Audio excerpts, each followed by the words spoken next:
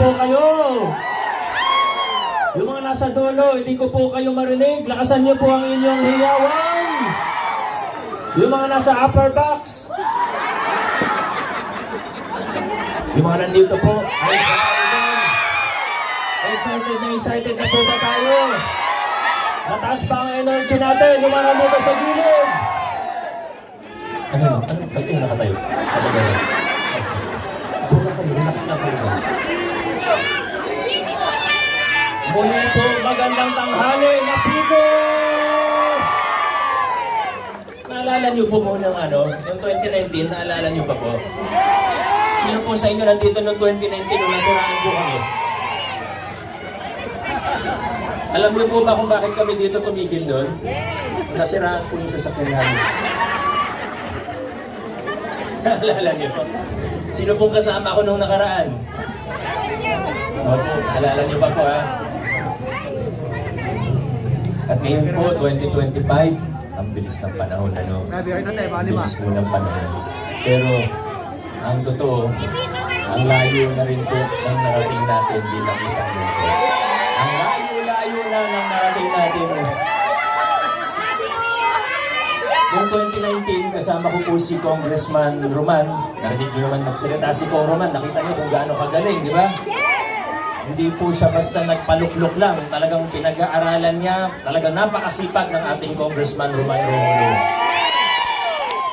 Pero naalala niyo noong 2019, madalas po pag naglalakad kami sa mga barangay po natin sa buong lungsod natin, hindi na natin kailangan sabihin kung saan, basta alam niyo na po yun. Minsan pag naglalakad kami, lalo na noong mga unang mga buwan, di ba? Nag-file kami October hanggang mga siguro January, February. Madalas pag dumarating kami sa isang lugar, kinakabahan po yung mga tao. Naalala niyo po yun, lalo na yung mga opisyalis natin. Mga opisyalis natin, hindi nila kasalanan, pero medyo may kaba pag dumarating. Pag may dumarating na hindi kalinya o hindi kaalyado ng mga nakaupo sa LGU, natatakot yung mga tao. Pag tinatanong namin kung bakit, ang lagi pong sinasagot sa amin ay kasi baka mawalan ng scholarship yung anak ko, kasi baka mapag-initan yung kapatid ko na nagtatrabaho sa City Hall, o yung mga opisyalis na madalas pong sinasabi sa amin, kasi pag nakitang may picture tayo, Konsi Alpaho nun, baka yung 100 pieces namin na bayong, baka maging 20 na lang. Naalala niyo pa po yun? Tinalikuran na po natin yung ganyang klaseng sistema.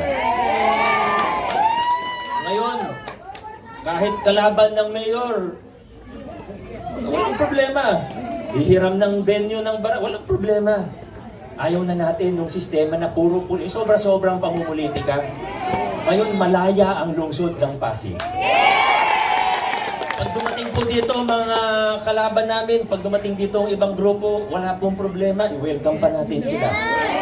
Pag kinamayan tayo, kamayan din po natin sila, wala pong problema. Pero huwag niyo sila iboto.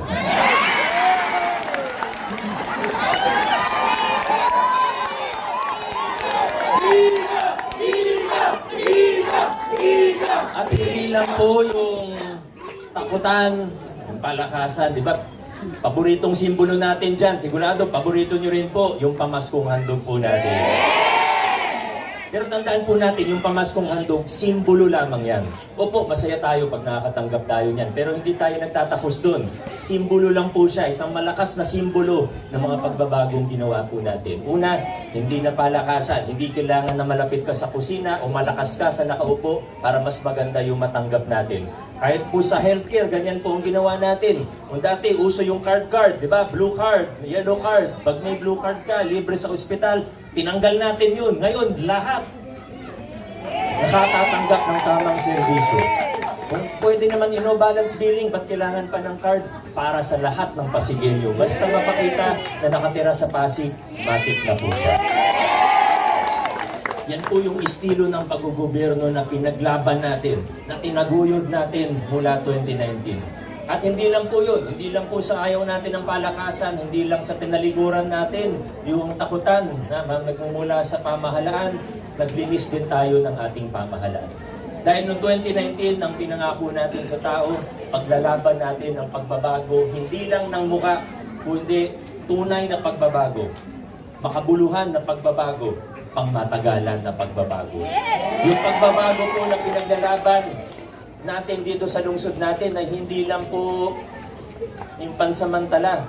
Pinaglalaban natin ang pagbabago dito ay para maging mas maayos ang ating pamahalaan at hanggang sa mga susunod na henerasyon, ito na po yung mamanahin nila na pamahalaan, na lokal na pamahalaan. Para sa mga kabataan po yung ginagawa natin. Pero siyempre, kung iniisip po natin yung pangmatagalang pagbabago, andyan din naman po yung mga programa kung saan tumutulong ang inyong pamahalaan. Panahon ng pandemya, saan po kayo nakakita? Nagbigay po ng 8,000 pesos ang inyong lokal na pamahalaan sa ating mga residente. Kaso hindi tayo pwede magtapos dun eh. Hindi pwedeng ayuda lang. Kaya nga nang sabi ni Vice Mayor Dodot kanina, wala po. Minsan kailangan talaga. Sa panahon ng pandemya, talagang binuhos natin kung ano yung kaya, sinagad po natin. Pero hindi tayo pwede magtapos doon dahil wala namang buhay na gumanda dahil sa ayuda. Ilan yung mga programa natin, yung totoo, yung pangmatagalan. Ilan yung mga nagiging focus natin. Yung mga tulong na alam natin, makakatulong talaga para tumaas ang antas ng pamumuhay ng bawat pamilya Pasigueño. Kaya nakabuhos tayo sa scholarship natin. Taon-taon tumataas po yung budget natin para sa scholar. Gumaganda po yung programa natin. Simula tayo, 11,000, 12,000 lang. Ngayon, 25,000 na yung scholar natin. Plus, yung 2,000 dyan sa Pag-asa Scholarship, buong tuition sa college, binabayaran ng lokal na pamahalaan po ninyo. Ito po yung Pag-asa Scholarship po natin sa Arellano, PCC. Marami pa pong iba. Hindi ko na po para isa-isahin yung mga programa natin dahil sigurado naman po ako na alam niyo naman kung ano yung mga programa ng inyong lokal na pamahalaan. Hayaan yung iba magbulag-bulagan kung ayaw nilang makita yung magagandang nangyayari sa ating lungsod. Pero tayo alam natin. Mag-iingat lang po tayo sa mga ibang tao na gusto tayong i-atras dun sa mga lumang kalakaran. Pag inisip naman po talaga natin ng maigi, makita naman natin, wala naman talagang mga bago, ano? Pero hindi talaga maiwasan sa laki ng pagbabagong ginawa natin, sa laki ng korupsyon na nilinis natin sa ating pamahalaan. Meron po talaga yung iba na gusto tayong ibalik dun sa lumang kalakaran. Kasi mas nakikinabang sila dun eh. Mas nakikinabang sila dun sa dating gawin. Mas nakikinabang sila sa lumang kalakaran. Malalaki yung kickback. Tuwing may kontrata, di ba, dito sa Napico, nakailan po tayong kalsada na naipagawa dito nitong nakaraang mga taon. Nakikita niyo po yung mga presyo ng kontrata, di ba, nakapaskil naman po yan. Nakikita niyo kung may mga kakilala kayong engineer, pwede niyo ipakompute sa kanila. Yung presyo natin, tama, maayos. Walang ano yan, walang espasyo yan para sa kickback. Wala talaga kasi nakasagad eh. Kung ano talaga yung lowest bidder, yun lang po talaga. Alam din ng mga kontratista sa Pasig ngayon na walang kickback. So pwede talaga nilang ibaba yung presyo pag nagpa-public bidding po. Depende na lang kung sino yung mag-bid, kung ano yung magiging presyo. Pero nakita po ninyo, maayos. Yung iba, ayaw nang maayos. Kasi pag maayos, walang kupit. Pag maayos, walang nabubulsa. Kaya gusto nila, balik na tayo dun sa lumang lakaran. Kasi dati sila may hawak ng lahat ng kontrata. Noong 2022, binigyan niyo po ako ng mayorya sa ating konseho. Ang laking tulong po ng ginawa ninyo na binigyan po ninyo ako ng mga kakampi sa konseho. Meron po tayo ngayon, hindi lang po mayor, congressman, kundi pati vice mayor, na ang vice mayor, alam po natin, pangunahing trabaho niya, tagapangasiwa ng Sangguniang Panlungsod. Presiding officer of the City Council. At pwede natin ngayon ipagmalaki ang ating, hindi lang mayor, congressman, kundi pati ang ating vice mayor. Kasi alam niyo naman po, di ba, ang pondo ng mayor, pondo ng buong LGU, iwan na yan sa pondo ng City Council. Sa ilalim ng pamumuno ni Vice Mayor Dodot. Ngayon, pati City Council natin maayos, malinis sa mga transaksyon.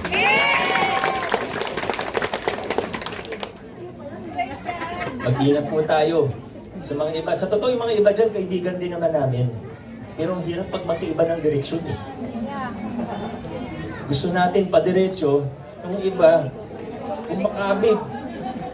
Yung iba gusto yung U-turn. Ang hirap po nun.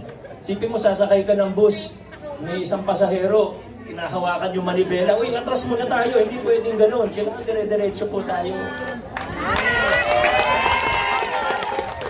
Yung mga kasama natin dito, hindi rin naman po sila mga perpektong tao. Pero, kapareho natin sila ng direksyon. Isa yung vision natin. Pare-pareho tayo dito na gusto natin ng malinis, maayos na pamamahala. Lokal na pamahalaan na maayos. Si Councilor Maro, tinutulungan tayo. Siya yung chairman ng Committee on Appropriations.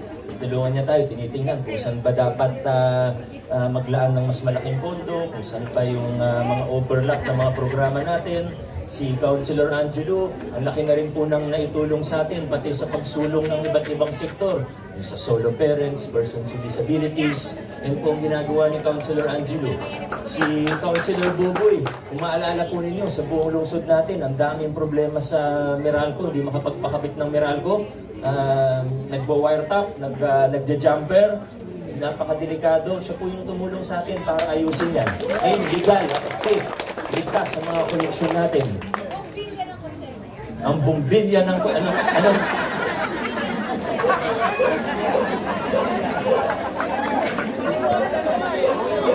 At ngayon naman, meron din tayong 3 bagong kasama. Makikita natin ang 3 kasama natin na unahin na natin ang cute na si Boy Renido.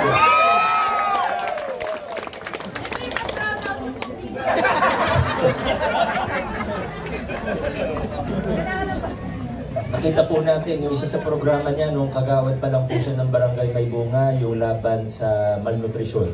Siya po ang tutulong sa atin din para mapaganda pa ang nutrition program, lalo na para sa first 1,000 days ng ating mga kabataan. Kasama po natin si Warren Inocencio.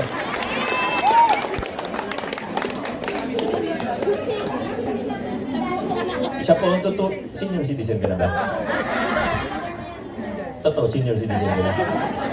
Akala ko 45 years old ka na. Pahingin ko sino mamaya. Siya po ang tutulong sa atin. May mga napag-usapan na po kami, no? Pati yung sa local senior pension natin. Alam niyo po yung ginagawa natin sa local senior pension ngayon? Di ba pinapalawak natin yung programa? Nagsimula tayo dun sa mga walang-wala po talaga. 2022, bago pa lang po yung programa, sa totoo lang po. Wala pang 3 taon yung programa. Sinimulan po natin na yung mga walang pensyon, 65 pataas, yun muna yung binigyan natin. Ngayon naman po, sa tulong ng mga konsyal po natin na nakaupo, ini-expand, pasado na yung ordinansa, kasama na yung may mga maliliit na SS, 4,000 pababa, kasama na rin po, pwede sa local senior pension. Pero may panukala po ang ating konsyal Warren, na sa susunod po, kung kakayanin, hindi naman tayo mahilig mga ako, ano, pero ang sasabihin namin, pag-aaralan talaga namin kung kakayanin na 65 years old, universal, ibig sabihin, lahat kasama na po. Ang panukala ng ating Warren Inocencio. Talagang nalilito ako. Si Yusek Ryan, kung maalala niyo po, naging chairman po ito ng National Youth Commission. Ito si Consi Ryan, tahimik lang yan, pero maraming naiisip yan na maganda para sa... Lalo na para sa ating mga kabataan. Sa susunod, ikukwento niya po sa inyo ng mas mahaba. Kasi maiksi po yan magsalita eh. Di ba maiksi po magsalita si Ryan? Pero sa totoo, ang dami niyang naiisip na maganda. Kailangan na palakasin pa natin yung pakikilahok ng mga kabataan dito. Pati yung mga programa natin sa sports, yung programa natin sa out-of-school youth, alternative learning system natin. Meron tayong plano na magpatayo. Sa totoo, sa tulong din naman ito ni Kong Roman. Pero napag-usapan namin ni Yusek Ryan na magtatayo tayo ng community center para sa mga ALS po natin. Sa totoo, maganda naman yung ALS program natin sa lungsod. Pero ang kulang natin ngayon, sa mga ibang barangay, medyo nag-ano naman meron. Pero yung malakihan talaga na community center para sa lahat. yun ang kailangan po natin gawin. Ano, sa tulong ni Yusef Ryan. Pero muli po, ang importante dito, alam niyo, pag may nakikita naman tayong kayang gawin, ginagawa naman natin. Tayo, sa giting ng Pasig. At ako, kung narinig niyo ako magsalita mula 2015, nung una akong pumasok sa politika, tumakbo akong konsel ng District 1, 2016, tumakbo po ako bilang inyong mayor noong 2019, 2022, at ngayon po, kung naririnig niyo po ako magsalita mula noon, alam niyo, hindi ako mahilig mangako. Ang lagi ko nga pong pangako sa mga tao ay hindi ako mangangako. Ano po talagang pangako ko sa inyo. Pero basta nakita natin na kayang gawin, di na kailangan marami pang sasabihin, basta ginagawa na lang po natin. Kaya ang importante po ngayon, hindi po yung mga specific kung ano yung panukala nila, kung ano yung pangako nila. Ang pinaka-importante sa lahat, kaisa natin sila sa ating direksyon. Tayo sa Pasig, hindi tayo papayag na paatras ang takbo ng ating pamahalaan at ng ating lipunan. Paabante po tayo, dire-diretso po tayo. Maraming salamat na Pico, mabuhay po kayo, mabuhay ang lungsod ng Pasig. Maraming salamat, Mayor Vico Soto. Muling iboto ang number 4 sa Mayor. 1, 2, and 3, and 1, 2, and 3. Maraming salamat po.